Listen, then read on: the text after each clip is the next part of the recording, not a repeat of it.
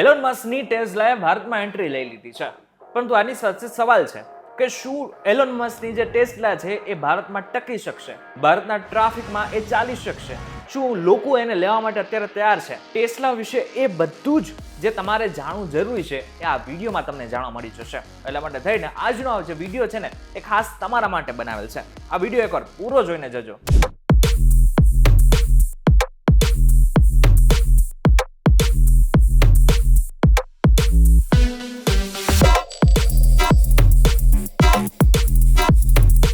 નમસ્કાર, welcome back Fox TV digital ઉપર તમે જોઈ રહ્યા છો ડેલી ડોઝ અને હું છું આપનો દોસ્ત કરણ ચરોતા.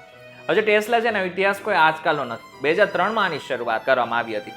માર્ક અને માર્ટિન નામના બે વ્યક્તિ હતા કે જેમને આની શરૂઆત કરી હતી. પરંતુ 2008 આવતા જે સ્થિતિ હતી ને એ નાદારી ઉપર આવી પહોંચી હતી. એટલે કે ટેસ્લા હવે બંધ થવાની કગાર ઉપર હતી. પરંતુ એ જ સમય ઉપર એન્ટ્રી થાય છે એલોન મસ્કની. એલોન મસ્ક CEO તરીકે આ કંપનીમાં જોડાય છે અને આખી જે કંપની છે એમાં ફેરબદલ કરી નાખે છે. અને જે કંપની નાદાર થવા ઉપર હતી ને એ અચાનક જ નફો કરતી થઈ જાય છે.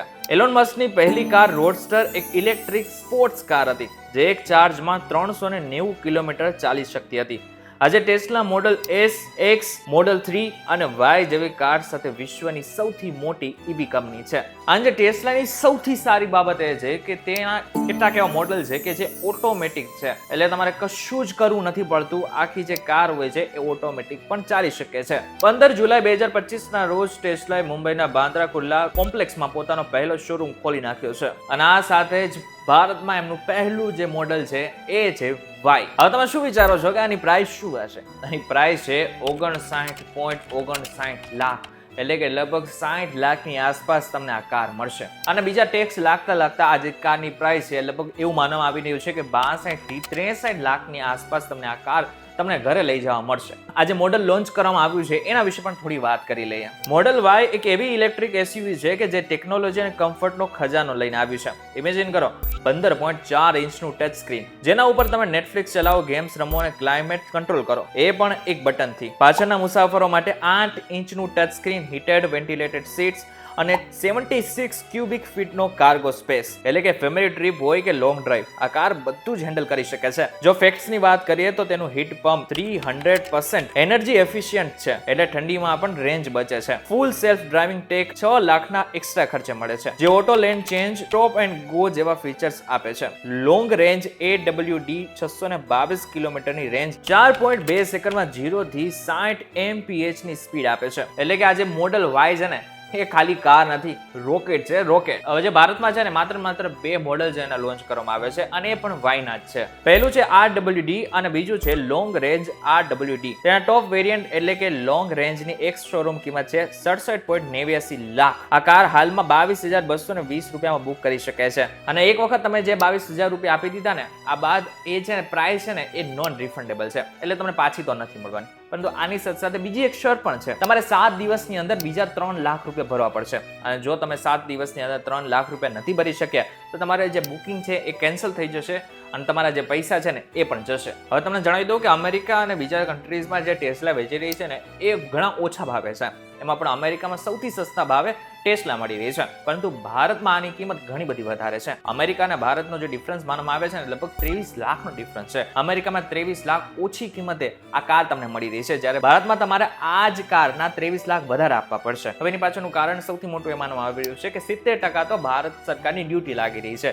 એટલા માટે થઈને આ જે કાર છે એ આટલી મોંઘી છે. હવે ભારત સરકારની નવી EV પોલિસી હેઠળ જો ટેસ્લા $500 મિલિયન રોકાણ કરે છે તો 15% ડ્યુટી પર 8,000 કાર્સ આયાત કરવાની છૂટ મળી શકે છે. આ ઉપરાંત ટેસ્લા ભારતમાં 20 થી 25 લાખની સસ્તી કાર લોન્ચ કરવાની યોજના બનાવી રહી છે. પરંતુ એ પણ ઈઝી નથી, કારણ કે ભારતમાં અત્યારે BMW, મર્સિડીઝ અને કિયા જેવી કંપની ઓલરેડી છે, જે માર્કેટમાં ઓલરેડી એક સ્પેસ બનાવીને ઊભી છે.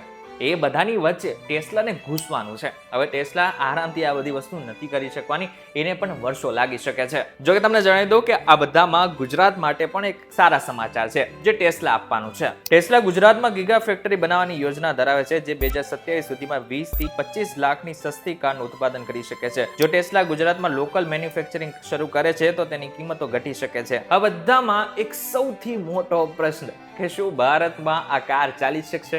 હવે આપણા દેશમાં ઘણા બધા અરબોપતિઓ પણ છે અને કરોડપતિઓ પણ છે, એ આરામથી આ કાર લઈ શકે છે. પરંતુ શું ભારતના રસ્તા ઉપર આ કાર ચાલી શકે એમ છે? કારણ કે ભારતના રસ્તાઓ ખાડા ખબડાવાળા છે, આપણે બધાને ખબર છે. આજકાલ ચોમાસામાં જે રસ્તાઓની હાલત થઈ છે એ પ્રમાણે તો અત્યારે આ ટેસ્લા કાર ભારતમાં ચાલી શકે એવી કન્ડિશન આપણા તો નથી જ લાગી રહી. ભારતના રસ્તાઓ એટલે કે શિસ્ત વગરનો ટ્રાફિક, રોડ પર રખડતા ઢોર, ખાડા અને લેન ડ્રાઇવિંગનો અભાવ. ટેસ્લાની ફૂલ સેલ્ફ ડ્રાઇવિંગ FSD ટેકનોલોજી જે 6 લાખ રૂપિયાના એડિશનલ ખર્ચે મળે છે, પરંતુ શું આવા રસ્તાઓ ઉપર તે કામ કરી શકે છે? તો નિષ્ણાંતોનું એવું માનવું છે કે આ માત્ર એક ફીચર છે, પરંતુ FSD હજુ સંપૂર્ણ ઓટોનોમસ નથી, એટલે કે તેને ડ્રાઈવરની દેખરેખની જરૂર તો પડે જ છે. બીજો પડકારરૂપ, ભારતમાં ચાર્જિંગ સ્ટેશન હજુ સુધી એટલા છે જ નહીં. અત્યારે ગણતરી પ્રમાણે ભારતમાં માત્ર 6000 જાહેર ચાર્જિંગ સ્ટેશન છે, જ્યારે 2030 સુધીમાં 1 લાખની જરૂર પડશે. ભારતનું જે એવી બજાર છે માત્ર આખા ભારતમાં 4% ગાડીઓ ઈવીની છે, એટલે સમજી શકાય છે કે ભારતમાં જે માર્કેટ છે ને એ હજુ પણ નાનું છે, પરંતુ ભારતમાં અત્યારે ટેસ્લાની શરૂઆત થઈ ચૂકી છે, એ સૌથી મોટી વાત છે. હવે આગળ જતા આના ઘણા બધા ચેન્જીસ આવશે, ઘણી બધી બીજી વસ્તુ પણ જાણવા મળી શકે છે.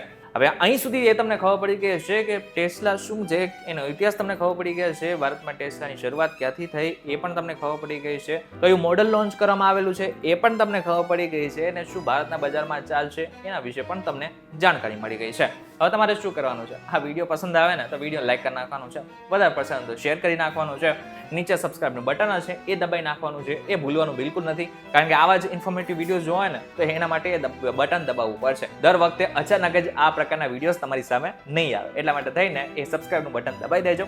ફરીથી મળીશું નવા વિડીયો સાથે, નવા કોન્સેપ્ટ સાથે. ત્યાં સુધી મને રજા આપો. નમસ્કાર.